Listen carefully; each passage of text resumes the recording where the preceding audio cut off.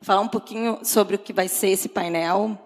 Na verdade, como a Antônia, na primeira conversa que a gente teve, já nos tinha falado, é necessário, é um painel necessário, é um painel que ainda a gente não conseguiu falar tudo que a gente precisa falar sobre isso, né? Mas, mais do que isso, é um painel para a gente entender até onde a gente foi, o que a gente passou, o que a gente aprendeu nesse momento e para onde a gente planeja ir, né, a partir da situação que vivemos.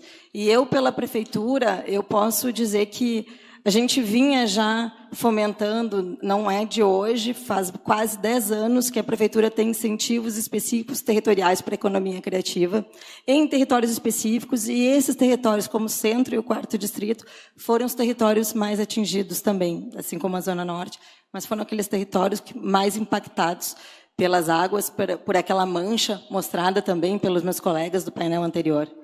Então, é importante que a gente pense que mais de 8.500 empreendimentos criativos foram impactados diretamente. E eu estou falando ainda de um impacto consequente que foi pela questão do caos logístico que a gente passou. Então, tem muito ainda o que a gente pode pensar sobre isso. E a prefeitura, quando fomentava, também criava outros mecanismos e já tinha um financiamento também e um projeto para resolver um problema histórico de drenagem desse território.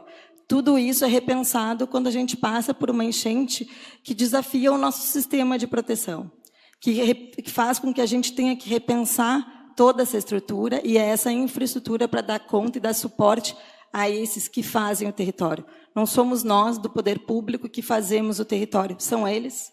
São os criativos, são os gestores culturais que estão aqui, e é deles essa voz, e é por eles que a gente vai, então, trazer essas oportunidades aqui para frente, né? E o que a gente pensa e planeja do futuro, pensando que a gente tem responsabilidades conjuntas. Prefeitura muito responsável pela questão da infraestrutura, por trazer talvez uma segurança, não o ano que vem, mas a gente está trabalhando fortemente nesse projeto, com muitos investimentos, mas também garantir esse suporte a esses que aqui estão e que têm resiliência, né? A gente vai falar de um território que resiste e que, a partir disso, como o próprio Piquet comentou, muitos foram, mas muitos resistem e querem garantir a segurança desse espaço e a qualidade desse espaço enquanto um espaço criativo e colaborativo.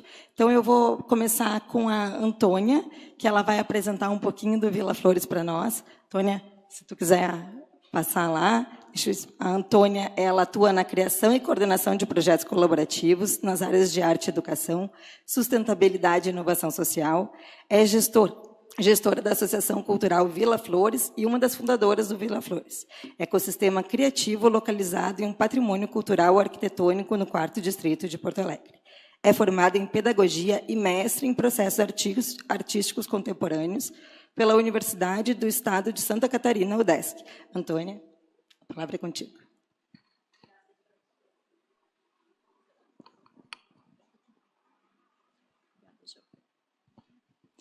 Bom dia, quase boa tarde, né? Então, é um painel difícil de encarar, a gente sabe, né? Acho que todo mundo aqui, quando foi preparar suas apresentações, reviveu o nó na garganta. Então, vamos fazer o que a gente consegue para falar desse assunto e pensar como é que a gente tenta desatar esses nós de alguma forma para que esses territórios, esses lugares possam florescer de novo, já que a gente está falando, como disse o Jorge, das metáforas vegetais, né? Muito bom a gente pensar sobre essas perspectivas de que a gente pode se regenerar. Então, eu vou começar com as alegrias que a gente vive nesse espaço, que é o Vila Flores, né? Que, como a Paula e o Conrado viram no domingo, é um espaço de muita vitalidade comunitária, de muita arte, de muitos encontros, né? E que nasceu junto com o Distrito Criativo, no mesmo ano, né? Há 12 anos a gente está nesse espaço. Então, nós somos um centro cultural e uma comunidade criativa que atua em rede e experimenta novas relações e práticas de trabalho e convívio. A gente fomenta atividades culturais, educativas e de inovação social.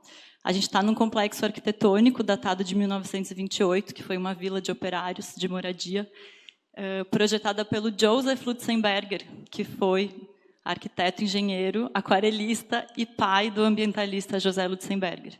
Então, a gente bebe dessa fonte do patrimônio, mas a gente também bebe da fonte de um grande ambientalista gaúcho que nos traz, agora mais do que nunca, muitas perspectivas do que a gente precisa mudar nos nossos fazeres, né? Então, um pouquinho do que é o nosso espaço, vou passar brevemente para vocês e para quem não conhece, poder ter um gostinho assim, né, do que é o Vila Flores no dia a dia. De fato, esse espaço de encontros, de práticas, de trocas, de festividades também, de celebrações, né? E uma foto de um arraial. Aqui, voltando só para vocês, é uma foto de uma oficina com a ONG Mulher em Construção, que a gente trabalha, restauro com elas, depois eu vou falar mais um pouquinho. Então, assim, só para a gente ter imagens um pouquinho do dia a dia, né, desse lugar que reúne pessoas de todas as idades, várias gerações, de vários lugares. Então, a arte, ela é, de fato, a base do que a gente faz, né, a arte, a cultura e a educação. Eu vou pedir, então, para soltar um vídeo que está aqui, nessa foto. A Rafaela vai dar um clique ali para a gente reviver um pouquinho do que foi a enchente no Vila Flores. Amigas e amigos do Vila Flores, a nossa região foi muito afetada pela enchente. E sabemos que muitos de vocês estão preocupados com a nossa situação. Os nossos queridos predinhos e o galpão, que estão sempre cheios de alegria, criatividade e coletividade, agora estão cheios de água e de lama. Os bairros e as comunidades do nosso entorno, especialmente os mais vulnerabilizados, estão sofrendo impactos imensuráveis. A tristeza é profunda. No entanto, sabemos que todas e todos que fazem parte do Vila Flores estão em segurança e, principalmente, mobilizados para ajudar a quem mais precisa. Temos verificado com frequência como estão os nossos vizinhos e, assim como muita gente da nossa cidade, também estamos distribuídos em centros de voluntariado. Nesse momento, estamos envolvidos em reunir esforços de colaboração e solidariedade para que toda ajuda possa chegar onde deve chegar, com a certeza de que, quando a água baixar e voltarmos a pisar sem medo no chão, também receberemos esse amparo. Faz 10 anos que falamos sobre a importância da coletividade. Hoje, quando nos faltam as palavras, conseguimos sentir isso dentro do nosso coração. Fiquem bem, fiquem juntos.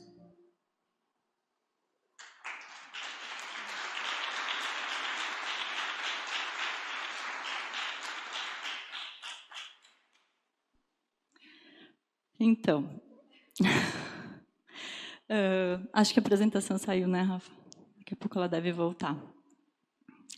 Para aquela paginazinha da foto, por favor. Então, vou aproveitar e agradecer a toda a equipe da Associação Cultural Vila Flores que está aqui hoje, que passou por essa enchente com a gente, que passou por uma pandemia e que tem no sangue a verdadeira resiliência, né? Então, eu vou falar um pouquinho sobre o que a gente faz no Vila Flores antes da enchente e como que a gente pensou respostas para o que aconteceu e para o que vai seguir acontecendo daqui para frente, né? Porque esse episódio ele não se encerra e ele não é apenas um episódio local, ele é um episódio global. Então, a gente tem que pensar as formas de se transformar para vivenciar isso, né? Então, desde sempre a gente trabalha com esse princípio de regeneração, porque quando a gente chegou no Vila Flores, ele era um espaço abandonado, né, que precisava de muito cuidado, e assim a gente foi fazendo, entendendo a vocação desse prédio também, o que ele podia abrigar, né, que tipo de atividades, como que a gente iria criar uma comunidade dentro desse espaço, né? Então, em 2010, o nosso espaço estava assim. Ele foi se transformando com muitas mãos, muitos olhares, né, muitas reuniões. Então, a gente fala muito de participação. E a gente teve isso desde o começo, com vizinhos, com pessoas que vieram de outros lugares, com universidades, com amigos, com comerciantes do bairro, para nos contar o que poderia ser esse espaço, o que faria sentido né, nesse lugar que acontecesse. Então, a gente também vivencia muito a coletividade, como a Mayara falou no vídeo, né, que a gente viu. Então, esse foi o nosso primeiro evento, chamado Simultaneidade, onde a gente abriu as portas para as pessoas trazerem a sua arte, ocupar o espaço, e a partir disso, Vila Flores passou a existir como um espaço cultural, como uma associação cultural. Então, a gente gerou essa conexão no dia a dia, né, com o território.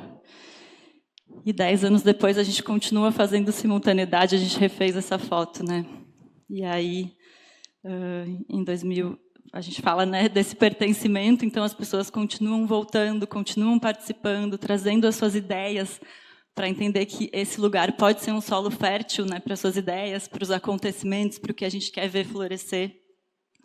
E aí, em 2024, a gente passa por esse momento de enchente, de precisar se unir mais do que nunca, o que já foi uma tônica da pandemia, né? E aí temos aí esse caminho para entender, né? Depois que a gente limpa tudo, depois que a gente olha para o que ficou, como é que a gente vai dar um rumo, né? A gente tem falado não é mais como é que a gente vai dar um norte, é como é que a gente vai dar um sul para essa situação, né?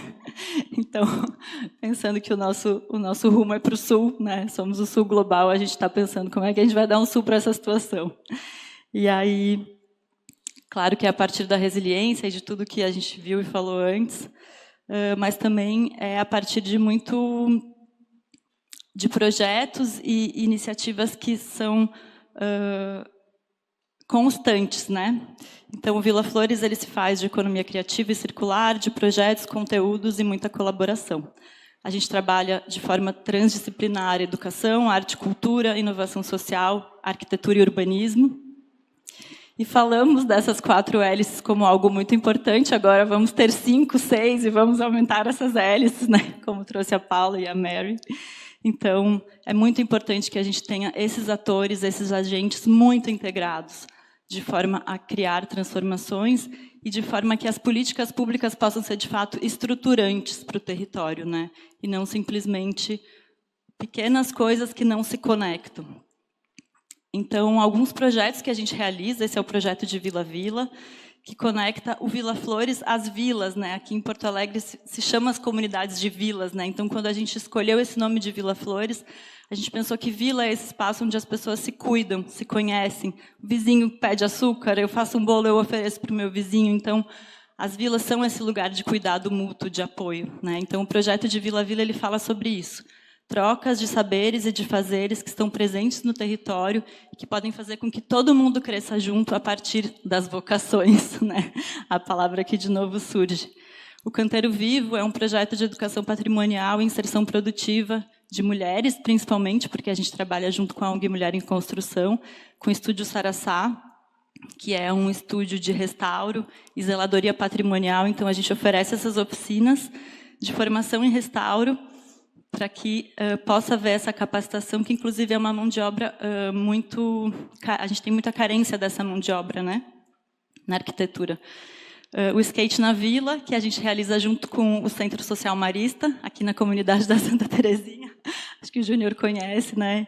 Então, já faz 8 anos que a gente conseguiu implementar uma pista de skate lá na Vila Santa Terezinha, onde antes tinha uma quadra de bocha. E a gente sabe que o skate ele é uma ferramenta de pertencimento, né, social, de trânsito pela cidade. Essa cultura urbana faz com que as crianças e jovens se sintam pertencentes a esse espaço e possam frequentar uma outra pista em outro lugar e vão desbravando a cidade a partir dessa prática, né? Então, tem sido um projeto muito legal. O Semente do Plástico, que atua na formação de jovens, então, é um projeto de empreendedorismo e inovação social a partir da tecnologia Precious Plastic, que é uma tecnologia holandesa, open source. Então, a gente construiu as máquinas com os jovens no Vila Flores, e hoje eles têm uma oficina container que eles estão, aos poucos, transformando num negócio próprio, está ganhando autonomia, e fazendo produtos para venda, e aí a gente dá todo esse suporte, né, em comunicação, vendas, finanças, para que eles possam ter o seu próprio negócio. São todos filhos de catadores, né? Vocês sabem que a comunidade aqui da Vila Santa Terezinha e várias outras próximas, né, desde lá do centro até aqui o aeroporto, são essencialmente pessoas que têm a economia da reciclagem como a sua principal fonte de renda, né? E o programa Catavento, que fala de criatividade, colaboração e circularidade, então é um programa voltado para formação, fomento e difusão, que foi contemplado pela Lei Aldir Blanc, e a gente quer falar exatamente sobre economia criativa. Ele já está rodando, então são várias formações, um prêmio, uma feira, então também as atividades do programa Catavento estão acontecendo, convido vocês a participar. Mas agora é importante a gente pensar, né, que estratégias coletivas que a gente pode pensar em busca da resiliência à crise climática e essa regeneração social e adaptação urbana que a gente precisa, né, colocar na primeira pauta da nossa vida a partir de agora. Então, a gente criou o programa Palafita, que é um programa de diversas ações também.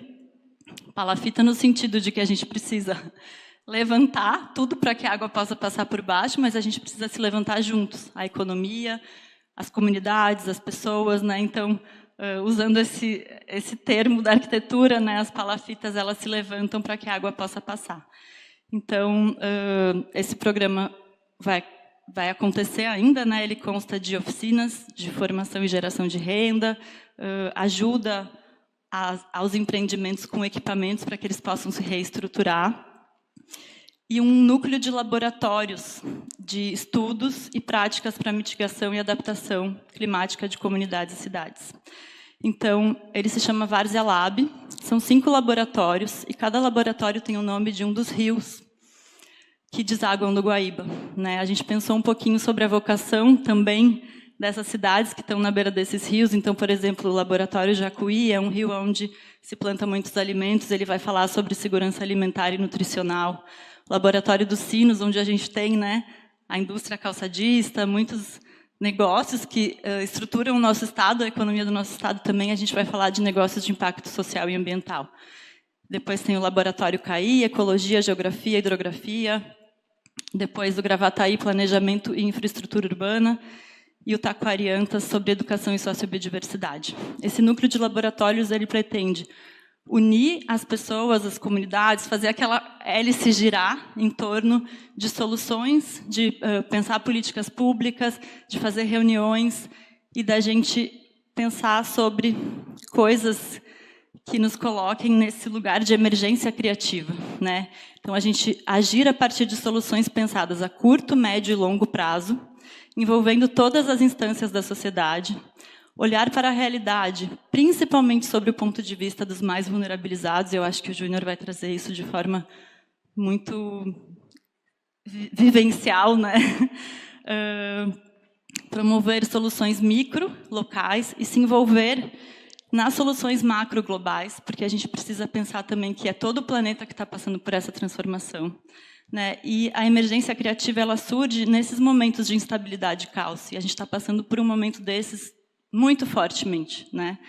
Então, nesses momentos as novas ordens emergem, e a gente não pode deixar isso passar. É um momento de uma transformação radical, né? É dessa margem que o novo nasce.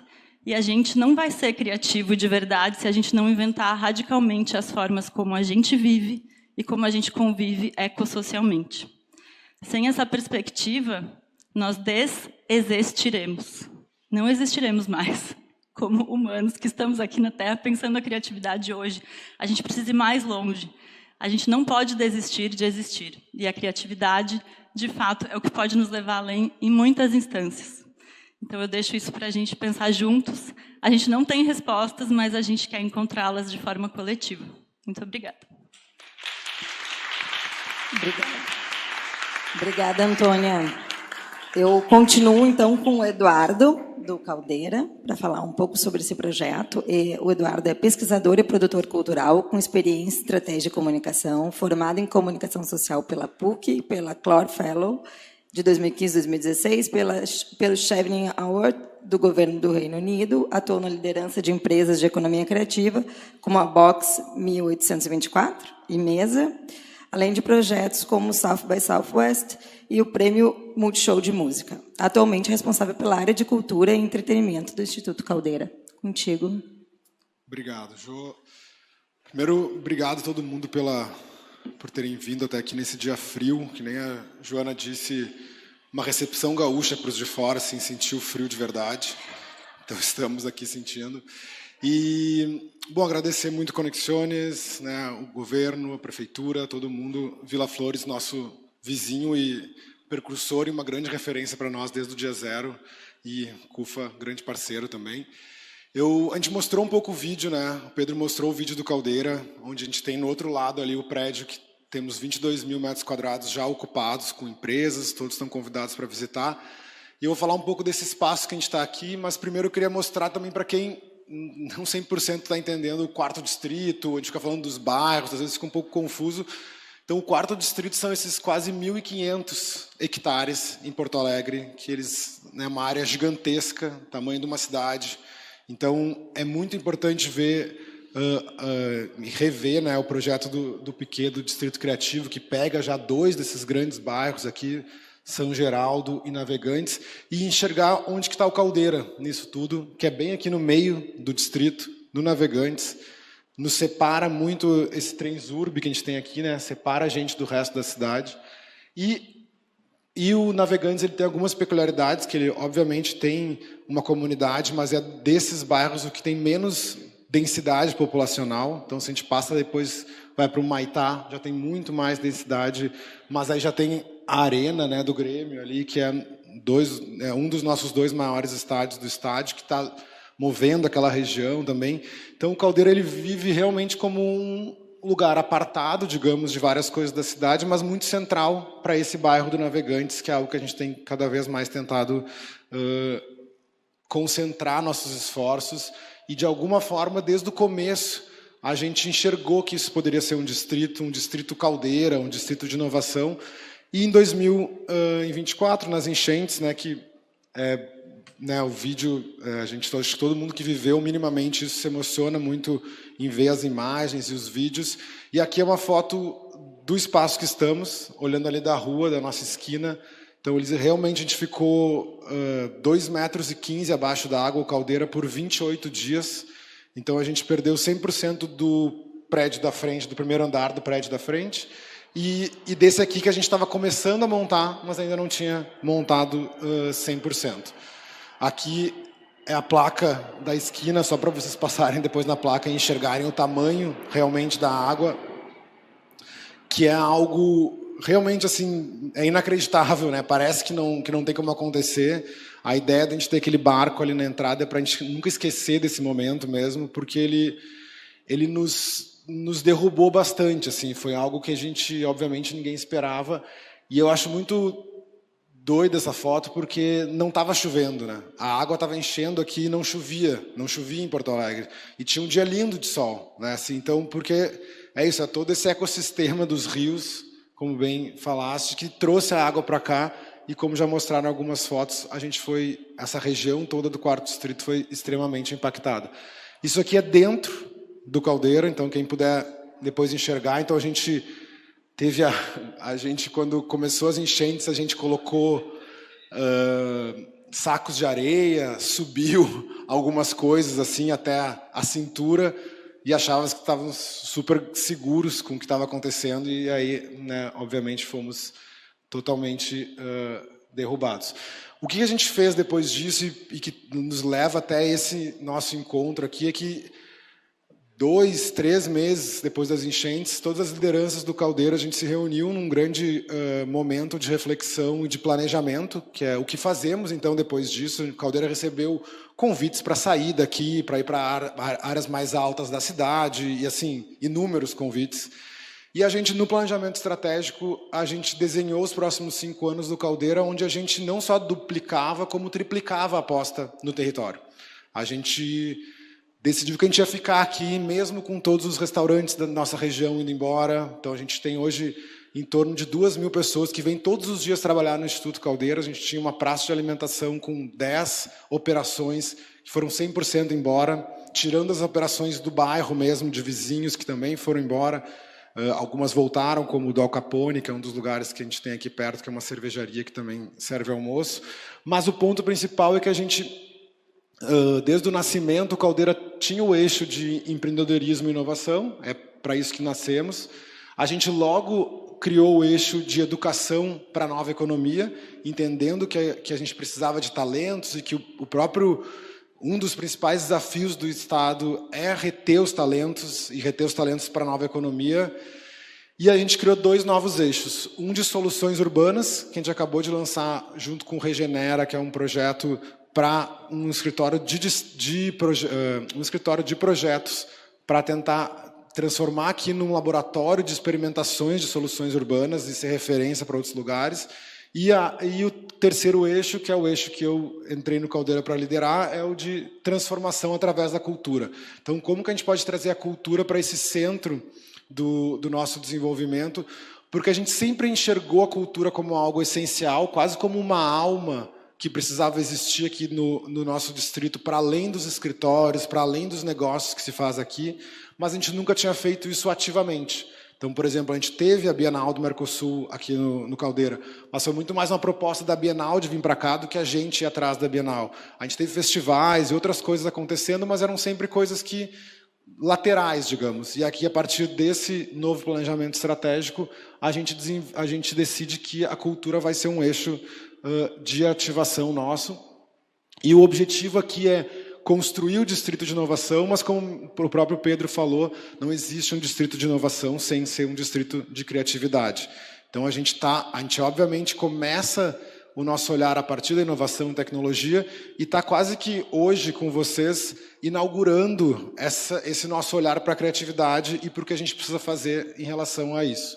Então a gente já tem algumas coisas, o próprio Vila Flores, o MAC são nossos parceiros, a gente já fez exposições com eles aqui, então aos poucos a gente tem convidado esses parceiros, seja a própria Opinião, que é uma grande produtora aqui da cidade, para fazer shows aqui no nosso espaço, com o objetivo de transformar esse distrito, essa região, em algo vibrante. Que é isso, não adianta a gente trazer as pessoas virem trabalhar aqui no 3º, 4º, 5º ano, se elas não têm um restaurante para ficar, se elas não têm um bar para ir, se elas não têm outras coisas acontecendo e outros tipos de pessoas também cruzando o bairro morre, né? A vida vem dessa mistura, desse cruzamento de grupos. Então, o jeito que a gente está enxergando hoje esse é o prédio aqui do Caldeira, e todo esse espaço que vocês estão vendo aqui, eu convido quem for ao banheiro, quiser passar um pouquinho menos de frio, porque pega sol lá, tem 3 painéis que a gente já fez com artistas, a gente acabou de fazer o nosso último com o Espeto, que é um dos principais inauguradores, junto com os gêmeos do grafite no Brasil e na América Latina. Então a gente vai transformar isso num espaço acessível para o público também. Então a rua que tem aqui do lado é uma rua fechada hoje, mas era uma rua pública que a gente quer reabrir ela num boulevard só de passeio. Então a gente está pegando mais 33 mil metros quadrados, que essa é a decisão de triplicar a aposta no bairro. E esse prédio que vocês estão aqui, a gente tem um desenvolvimento para um centro cultural. Então, todo esse térreo que vocês passaram, desde aquelas galerias ali na frente, até esse espaço aqui e esse espaço do lado, esses 5 mil metros quadrados, eles vão ser o Centro Cultural Caldeira, que a gente já começou, a gente começa... Semana que começou as obras já, mas semana que vem com a placa valendo. E aí, inclusive, esse é um dos últimos eventos que a gente faz aqui nesse movimento de ocupação. E isso, obviamente, o próprio Caldeira parte do Pacto Alegre, né, assim, que é um desenvolvimento da cidade de Porto Alegre para ser um espaço criativo, para ter esse tipo de desenvolvimento. E a prefeitura também como um grande parceiro, e a própria Associação de Parques Tecnológicos e de Inovação, que a gente vem trabalhando há bastante tempo para fazer disso realmente um espaço completo. O que é esse Centro Cultural Caldeira? Então, de novo, a gente está começando nesse universo de criatividade. Ele vai ser um espaço para formação, produção, exibição e fomento da economia criativa. O momento que a gente está agora é realmente enxergando as vocações, quais, né, dos setores, das indústrias da economia criativa a gente vai querer incentivar aqui. Então, a gente está bem, né, incentivando essas conversas para enxergar onde estão as nossas vocações, mas a gente, obviamente, já começa a desenhar um pouco o que vai ser esse espaço. Então, a ideia é que ali na entrada seja realmente uma galeria expositiva e 100% aberta ao público. Então, vai ser o primeiro lugar aqui do Caldeira que é aberto, né? Como lá na frente é um escritório, tem cadastro para fazer, tem que marcar reunião, tu não pode simplesmente visitar. E aqui, inclusive com essa vocação da própria cultura, ser um espaço gratuito, aberto para todo mundo. E um pequeno mapinha, só para vocês enxergarem um pouco o tamanho da nossa ambição. Caldeira, acho que para quem é do Estado aqui, reconhece esse nosso lugar de ambição, que a gente tem bastante. A gente, então, vai ter uma loja café aberta para a cidade ali também. Depois, as nossas galerias, que é bem onde vocês passaram na entrada. Esse aqui é o que a gente chama do salão principal. Então, a ideia é que seja um grande salão de multiuso para auditórios, conferências. No espaço que a gente está fazendo o nosso coffee break, a ideia é que sejam estúdios, porque a gente acredita muito no audiovisual como uma das grandes vocações do Estado, da cidade. Então, a gente tem conversas evoluídas sobre como fazer um estúdio realmente de nível nacional, internacional aqui para receber produções. E também essa salinha aqui que hoje estamos usando para os palestrantes e tal, é ser uma sala que a partir da tecnologia, né, do AI especialmente, cruzar ela com a economia criativa, né, como os empreendedores da economia criativa, os profissionais da economia criativa possam aprender a utilizar essa ferramenta, aí claro, pensando muito na vocação do próprio Caldeira, né, de inovação e de tecnologia, cruzando com essa economia criativa. Então, quis apresentar um pouco para vocês, não só o passado do nosso enchente, o desafio que a gente teve, mas principalmente essa nossa aposta e previsão de, em março do ano que vem, a gente inaugurar a galeria e até o final de 2027 encerrar todas as obras desse espaço.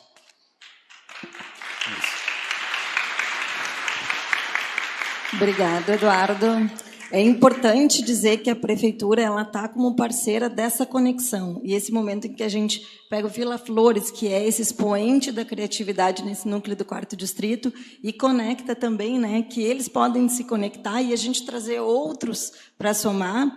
Mas esse é um olhar do 4º distrito e o nosso compromisso, tanto que estamos aqui dentro também como prefeitura, e passamos por tudo isso juntos, mas também pelo olhar periférico. E aí eu trago o Júnior para falar um pouco sobre esses outros territórios também muito impactados e sobre essa atuação potente, né, da CUFA nesse espaço. Então, Júnior, contigo eu vou te apresentando. Então, o Júnior Torres é presidente da Central Única de Favelas do Rio Grande do Sul, coordena o Expo Favela e a Taça das Favelas do Rio Grande do Sul.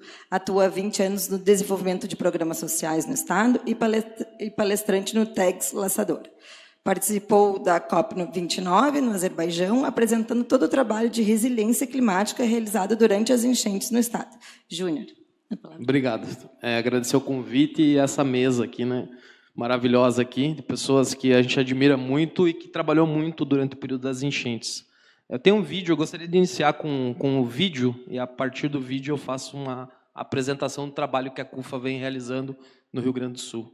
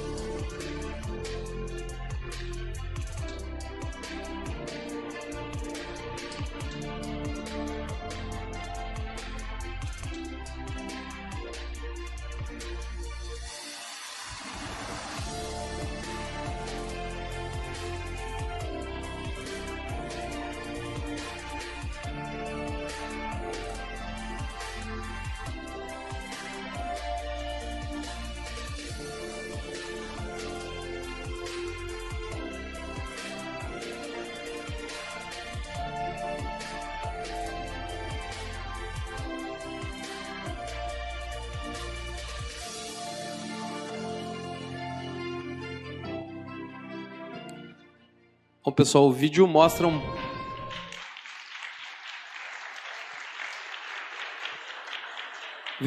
pouquinho do trabalho que a gente vem desenvolvendo no Rio Grande do Sul, né, de forma mais intensa nos últimos anos. Eu estou na CUFA há 20 anos, venho numa cidade do interior do estado, assumi a presidência estadual da CUFA há 5 anos.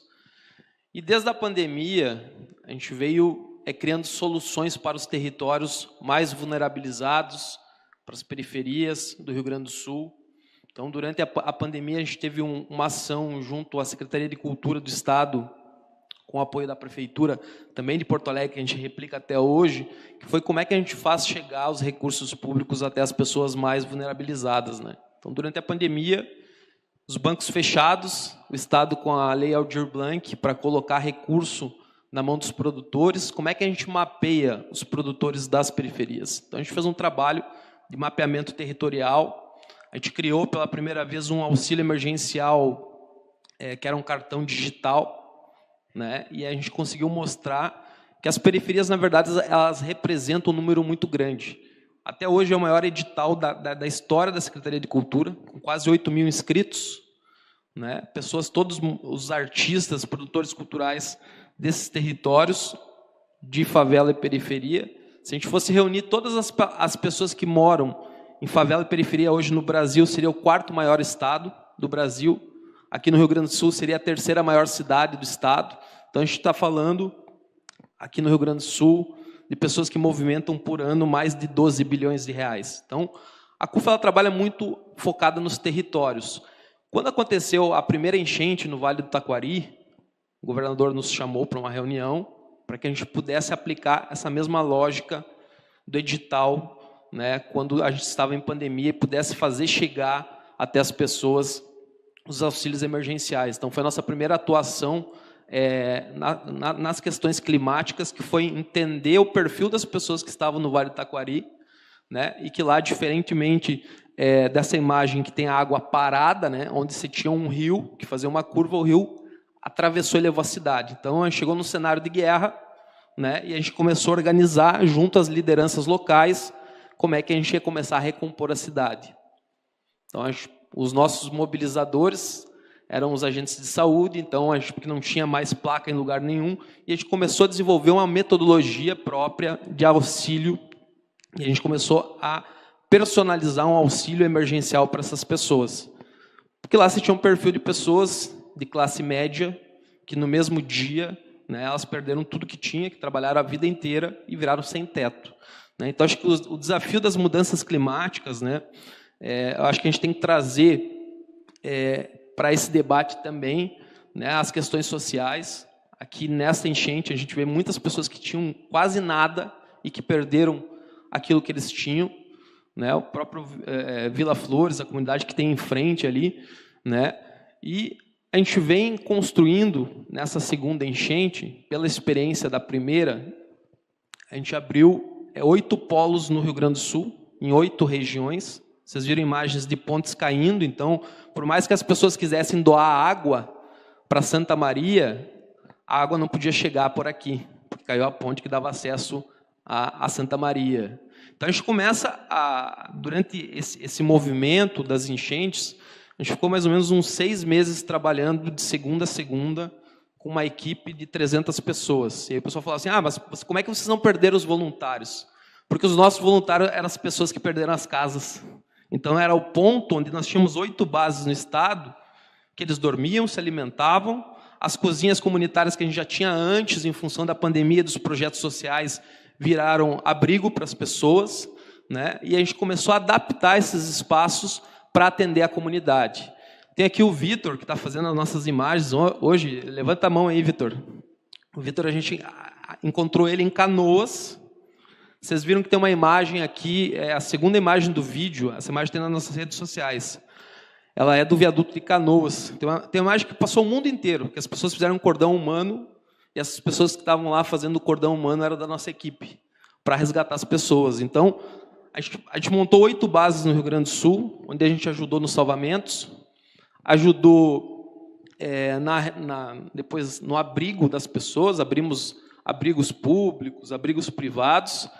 Recebemos 4 mil toneladas de doações do Brasil e do mundo, onde a gente fez a distribuição na ponta para as pessoas.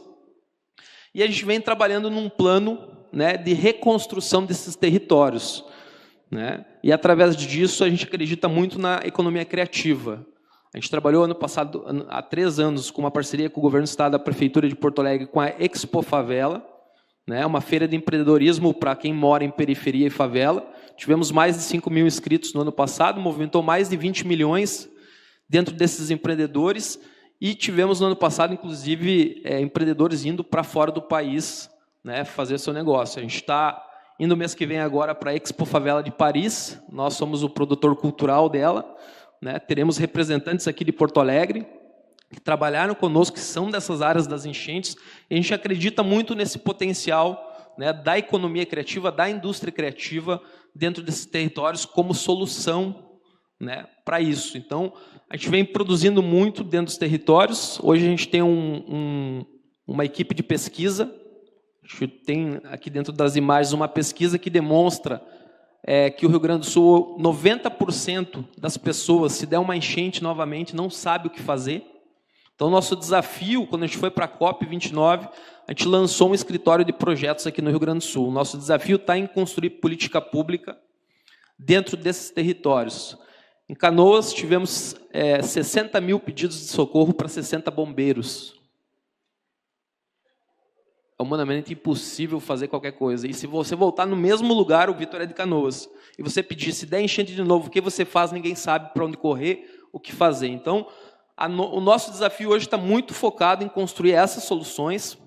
A gente vem construindo junto ao Comitê Científico do Governo do Estado, junto aos municípios, né, ações nesse sentido. A gente acredita que a gente precisa ter esses territórios capacitados, né? A gente precisa avançar com essa pauta, porque se a gente passou por tudo isso e hoje ninguém sabe o que fazer se der enchente de novo, né, a gente precisa criar algo que traga para as pessoas uma perspectiva, um caminho. Então, os nossos próximos projetos estão focados muito nisso. Estamos, nesse momento, com o Governo do Estado do Rio Grande do Sul, fazendo a maior pesquisa do Brasil de inclusão socioprodutiva. Então, a gente está indo para casa de mais de 10 mil pessoas do CAD Único, que estão em extrema pobreza, em mais de 100 cidades, fazendo entrevistas, né, com apoio do INSPER, com apoio do Departamento de Estatística. Temos o nosso próprio Instituto de Pesquisa e Estatística dentro das periferias do Rio Grande do Sul. E a gente vem, através desses dados, tentando criar soluções. Uma delas é o projeto Comunidades Inovadoras, com o Governo do Estado.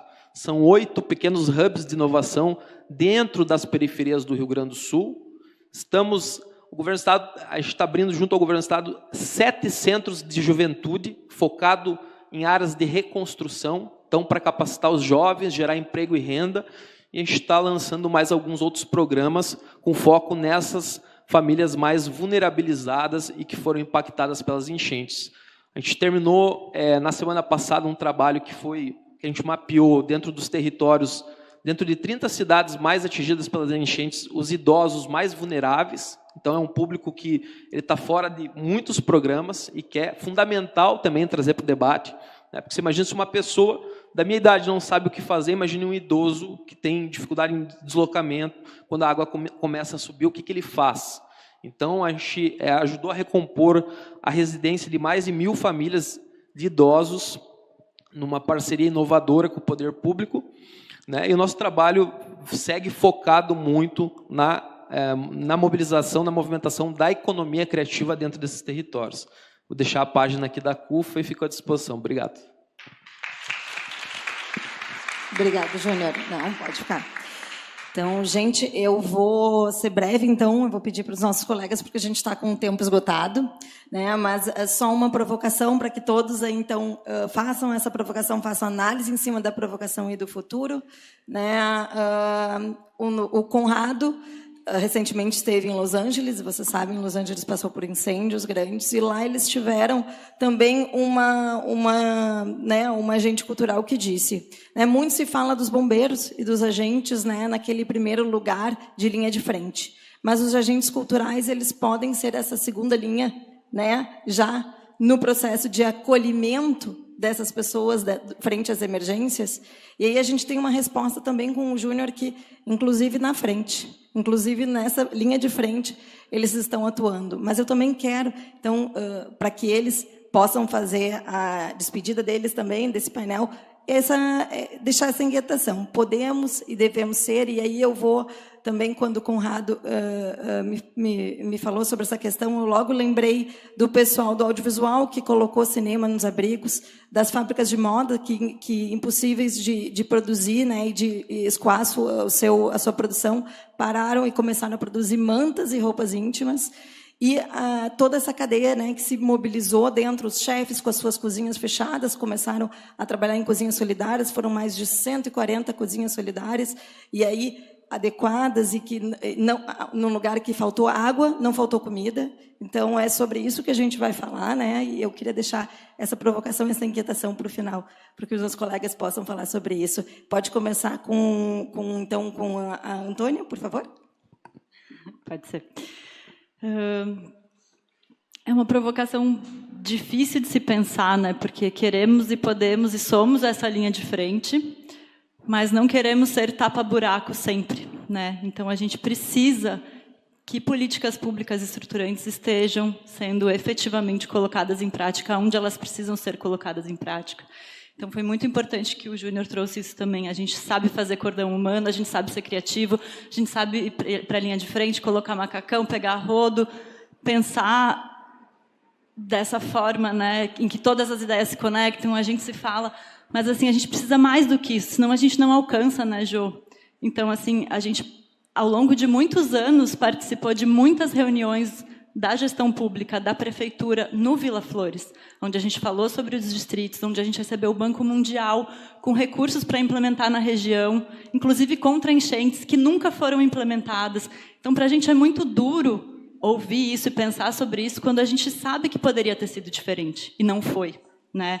Então, a gente precisa pensar em como a gente faz, em caso uma nova enchente venha, mas a gente precisa pensar como é que a gente cobra que esses recursos, que essas políticas e que essas ações de infraestrutura urbana, de transformação real das nossas formas de fazer política e de transformar a forma que a gente entrega isso para a sociedade, né? Porque daí sim a gente pode pensar emergencialmente, mas a gente não pode pensar só emergencialmente, a gente tem que pensar a curto, médio e longo prazo. Então, muito importante que a gente se una para saber o que fazer, mas muito importante que a gente esteja unidos para pensar para além disso, né? Então, eu acho que esse é o grande convite. E essa é a grande dúvida, e esse é o grande impasse, né? É o nosso grande nó, essas relações políticas, né? Foi muito interessante que a Paula falou do Poblenou. Então, a gente faz esse distrito acontecer sem ou com o poder público. Mas tem certas coisas que a gente não alcança, gente, e a gente precisa desse encontro real, né? Então, era essa mensagem que eu gostaria de deixar. Isso precisa acontecer. A gente está fazendo tudo o que a gente pode fazer, né?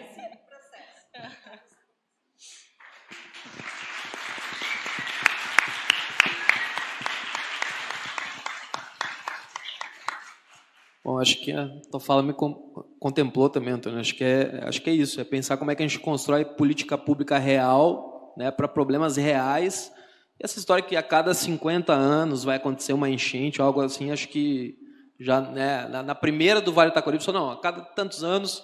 Então, acho que isso já está no nosso dia a dia, né? Hoje tem regiões que, se chover 15 minutos, está alto assim de água, né? A gente tem problemas, a gente tem que pensar soluções.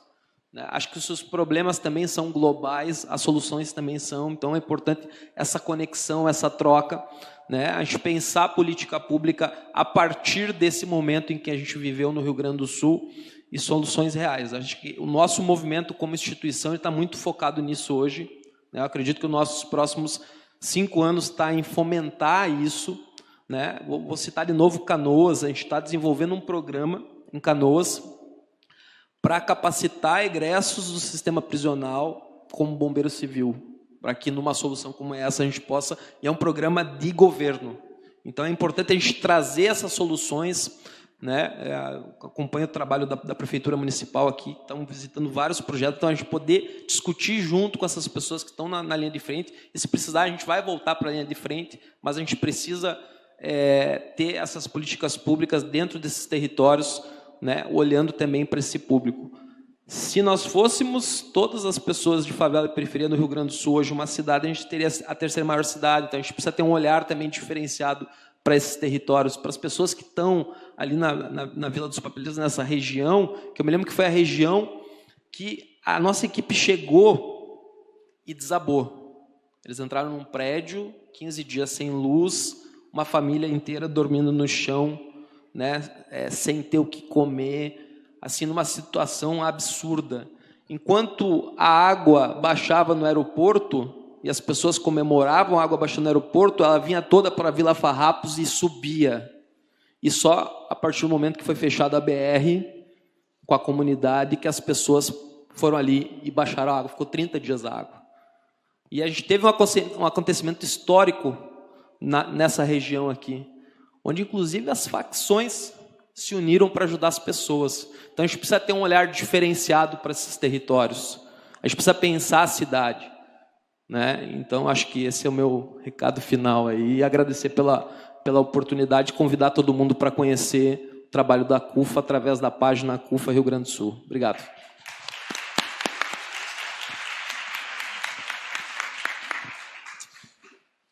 Bom, queria mais encerrar mesmo, agradecer todo mundo. Me sinto totalmente contemplado pelas falas de vocês. E acho que o que eu poderia dizer também é que a gente precisa de mais dessas instituições funcionando como ecossistema, porque a gente, como bem a Antônia falou, a gente sozinho não consegue. A gente consegue aqui na região, especificamente Caldeira, ajudar os jovens da educação pública que estudam com a gente, que foi o nosso principal trabalho, né? Olhar quem no nosso ecossistema era mais vulnerável, e aí foi o nosso foco. E minimamente nas nossas quadras ao redor tem influência para não alagar mais, esse tipo de coisa, mas 4 quadras, 3 quadras. Então, quanto mais instituições e distritos atuando coletivamente, mais forte a gente consegue ser para ter esse tipo de representatividade, seja na emergência com os mais necessitados, seja na institucionalidade com o poder público.